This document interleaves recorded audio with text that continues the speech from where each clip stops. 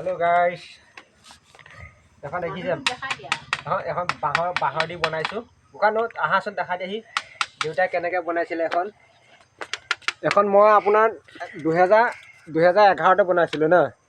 2011 লকডাউনত বনাইছিলোঁ লকডাউন হ'লে কিমান হয় 2022 কিহত হয় বা যিয়ে হওক মেক্সিমাম 3 বছৰ হৈছে আৰু 3 বছৰমান হৈছে এখন বাঁহৰ দি বনাইছোঁ চাওক কি চিষ্টেমত বনাইছোঁ আমাৰ মধ্যমীয়া মানুহৰ কাৰণে এইবিলাক সহজ বুদ্ধি আৰু কিনিব দৰকাৰ নাই কাঠৰ বস্তু আৰু বাঁহ দিয়ে বনাইছোঁ চব মই দেখিছে কি ধুনীয়াকৈ বনাইছোঁ আজি এখন অকণমান চাফা কৰিছোঁ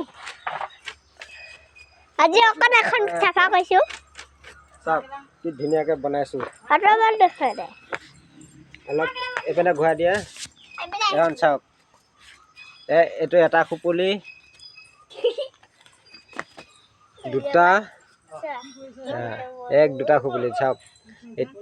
ইয়াত এইটো খুপলিত থাকে আপোনাৰ জোতা চেণ্ডেল যি মন যায় আৰু জোতা চেণ্ডেল থাকিব আকৌ এইটো আকৌ বয়াম চয়াম থ'ব পাৰে মানে নিজৰ কথা আৰু যি মন যায় তাকে থ'ব পাৰিব